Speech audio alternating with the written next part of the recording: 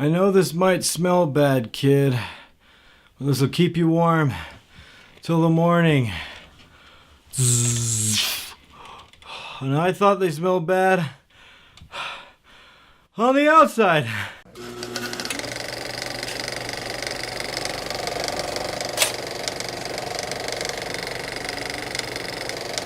Hey everyone, welcome to Movie Herd. My name is Kyle. And I'm Chan, and we'll be reviewing Star Wars. Episode 5, The Empire Strikes Back, came out in May 1980, and yes, this is the greatest sequel of all time. I'm calling it the greatest sequel of all time. And I'm agreeing with it. This sequel is so great that tons of other trilogies have attempted this formula, where we start off awesome, great first installment, it's kind of light, funny, then we go dark. A lot of films have done that. Back to the Future, the Mummy trilogy, Indiana Jones trilogy, Pirates of the Caribbean, just to name a few. Even Dark Knight, in a way, did it, because it got darker in Dark Knight than it did compared to Batman Begins. For the most part, I think it's worked. There are some movies it just hasn't really worked in. Yeah. This one was the original, and it worked great. Perfectly. Holy Toledo. And it started out so epically, too. Yeah. Oh, yeah. I mean, this film is just perfect. Directed by Irvin Kershner, so it wasn't directed by George this time because he was just so stressed from the first one. And this film, I mean, the ice planet. I feel like we cover a lot of ground with this film. I think that's why a lot of people like it, because the first one feels like Tatooine, then Death Star. That's it. It's Tatooine in space, and Death Star, just in the oven. Space. But it's just like it's like almost the whole thing takes place, it seems like, in the Death Star. But this one, it covers a lot of ground, and it also splits up the team as well. Which actually seems to work in a lot of movies, splitting up the team, kind of following two stories, and also it allows you to see more and learn more about, especially about the planets that they get to visit. So that's pretty cool. Well, yeah, and they get the divide and conquer. And they also get to grow more since they're not all together. Like Luke especially has to grow. He has to get out of his comfort zone and go into this place alone with R2 and find this go to this sketchy place and then find out this cute little frog guy ends up being your master. Like, it was just perfect. Like, the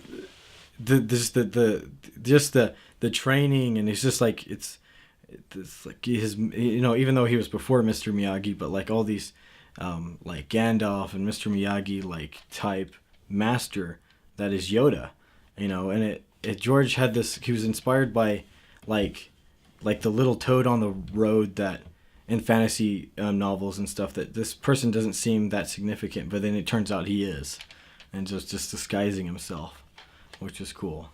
Yeah, it was pretty cool. And you talked about Luke, how he kind of goes through transitions in this movie, and one of the coolest things is in the first one he's kind of a little bit of like a whiny teenager. Mm-hmm. In this one he's less of a whiny teenager, kind of still a whiny young man. Like he's older, he's more mature, but he's kind of got that whiny bit. But then by the end, I feel like he's just he's a man. Like he's learned his life lesson, and he's gone through that transition.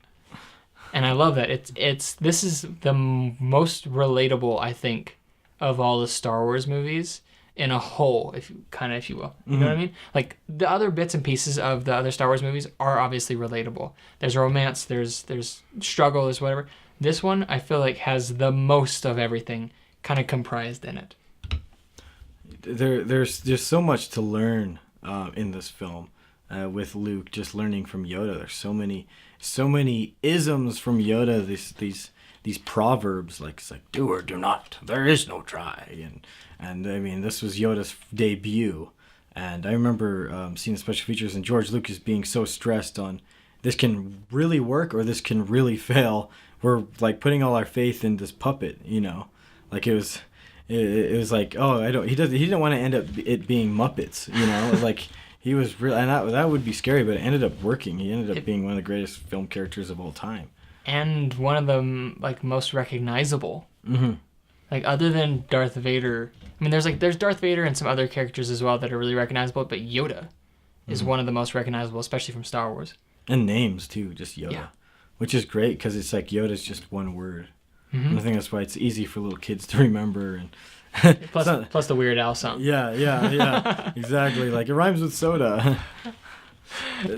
Like they also like updated their fighting style from the fourth one, because they were originally, the reason why they wanted it to be more like samurai style, where it's always two-handed with their blades. But this one, they finally, Luke let loose a little bit. Vader did too, and held it once, and it was a little lighter. So the fighting was it was different compared to the fourth one. A bit quicker. Yeah, a bit quicker. It wasn't as like, it's just like, it wasn't quite as fast as the prequels or anything like that. It wasn't anything too fancy, but it was definitely faster paced.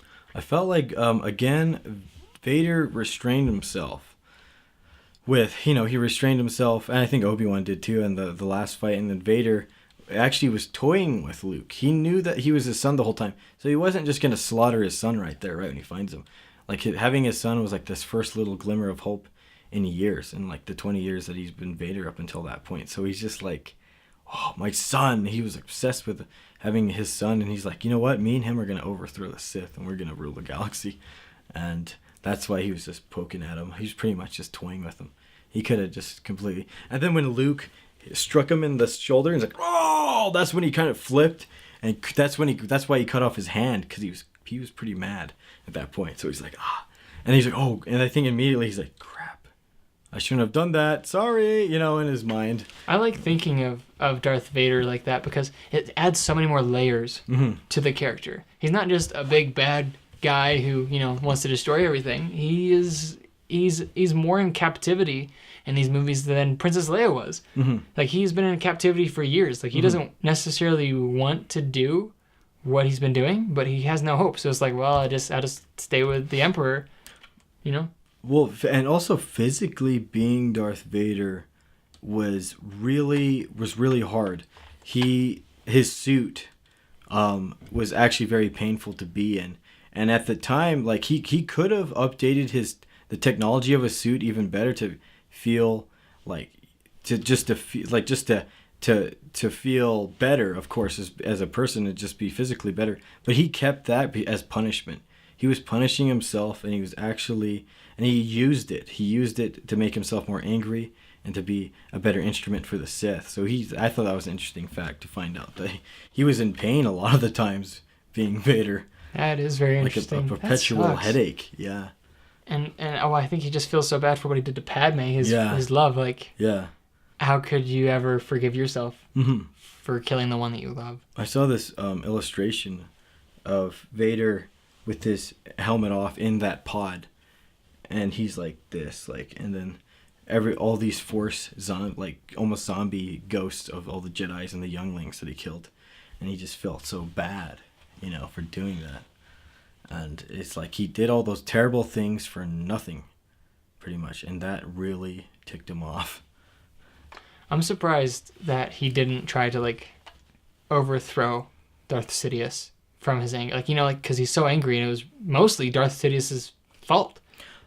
I mean, in one of the video games, he does try to do it. Oh, yeah. But there's a book that is canon called Dark Lords, or no, Sith Lords, and he does...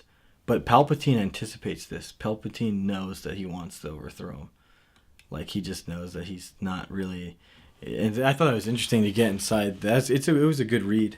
But he was like... There was times that he wanted to. And that's why in Empire, he pulled a Count Dooku and attacked the clones, where he's like, join me, Luke. Oh, yeah. You can destroy the Sith. And so he did always want it. But I think he didn't really, because Luke wasn't on board. But I think he would have tried with help. Well, it kind of makes sense, and I think that Luke was just thinking, oh, well, you're just going to trick me. Yeah. At that point, we didn't know if Vader was lying or not. I would have loved to... I mean, I was born in 93, so I had no chance of seeing Star Wars, originally when they came out.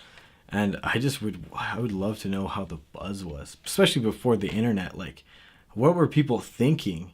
I actually had I have a shirt that has Darth Vader on it, and it's a spoiler alert. I am your father. And I was like, oh, I want to go back in time and wear this shirt and just spoil it for everyone. How mad people would be. But, who knows what people are thinking at that time. I don't even think they'd be able to connect the dots to, this shirt's going to be that. Unless it's, even if you were in the theater of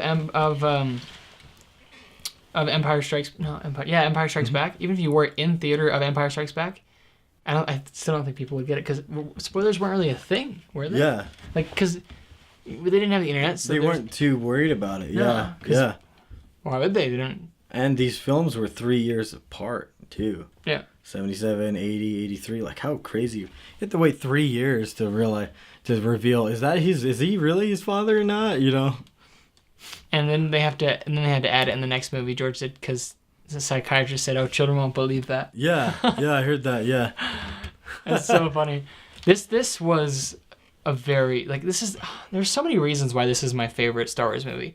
And even though some of the other movies have things that are better, like maybe the costumes or better special effects, I say that with a grain of salt because the special effects were still really darn good in the original trilogy, especially for their time.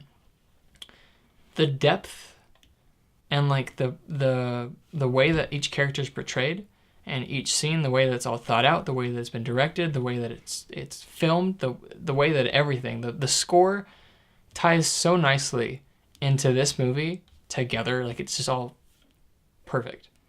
It's like it is the model Star Wars movie. And I say that cautiously because I don't think there should be another Star Wars movie like it.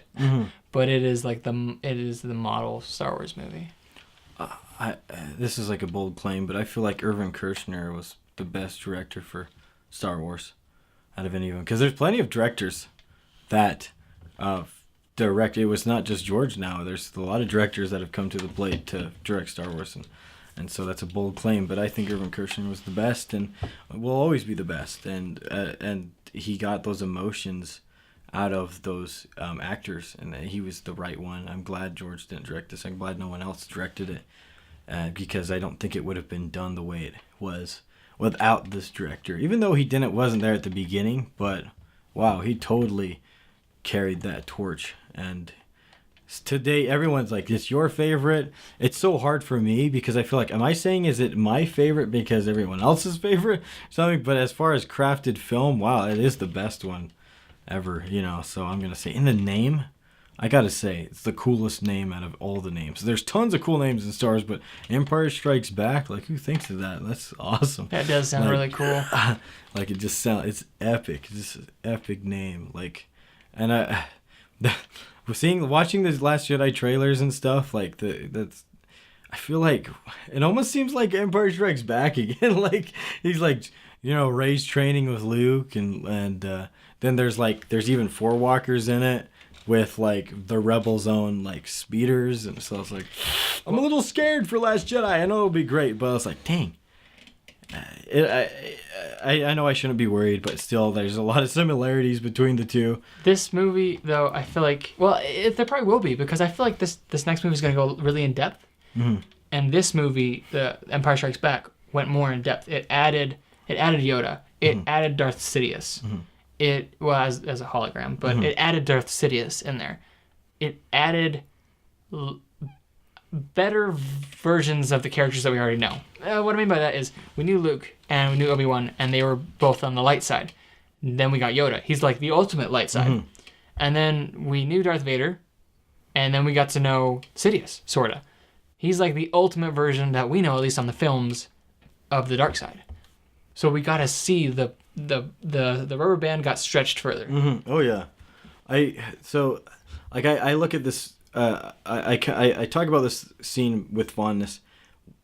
Probably my favorite scene of all Star Wars, and it's so small and so simple. And in this film, that even tops "I Am Your Father" for me, is the part where Leia's like, "I love you," and then Han's like, "I know." That was so epic, and there's so much story behind that scene. Like, that wasn't their original script. It was just, "I love you too." But Harrison and the director felt like, that's not Han. That's not scoundrel enough. He wouldn't say that. And so they were doing different takes and different lines, and it was right before lunch, so it was a really awkward time. Everyone just wanted a break for lunch, and and then finally Han just did it, and Han just came up with that line, Harrison Ford came up with that line. And he's like, "I know." And it's like, cut, wrap, print, we're good. You know, lunch. And that is the greatest, I think, for me, one of the greatest Star Wars scenes ever, and happened in Empire Strikes Back. It was so romantic too. The most romantic Star Wars scene ever. They'll never beat that. That's how you write love, George. Do have that more in Attack the Clones. That would have been great. I like how you said that's how you write love, because you want to know how you write love. First of all, you have a first movie. I think you have a first movie, and you have it mostly scripted. Second movie, the actors are going to know the characters better. Give them a little bit of freedom. Give them some improv, like Harrison Ford. Yeah. A little bit of improv, and it works out so good. Or like recently Thor Ragnarok, a lot of improv, 80% improv, and wow, like and I remember my mom said that she saw that movie like 5-6 times just for that scene. She loved that. That was like her favorite scene too, because she's a huge Shakespeare buff and loved that. So that's probably why that scene's special to me, because it was special to her, and so I was able to feel like I lived vicariously through my mother, because since she made it there and I didn't make it there because I'm too young. But now that scene is really, really special to me.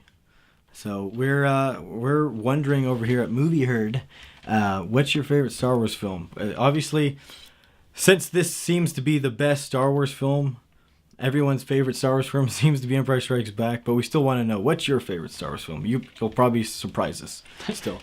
Yeah, probably. Let us know in the comments below. And if you like this video, stay tuned for more Star Wars videos, and go check out some of our other ones, and hit that subscribe button, and we'll see you in the next one.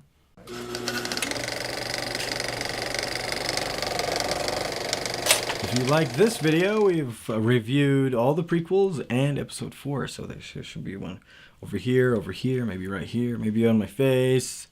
And please like this video and subscribe to Movie Herd. And share it with all of your friends. Yes. And your mom. We're celebrating the new release for this new Star Wars film, Last Jedi. Woo! Yeah!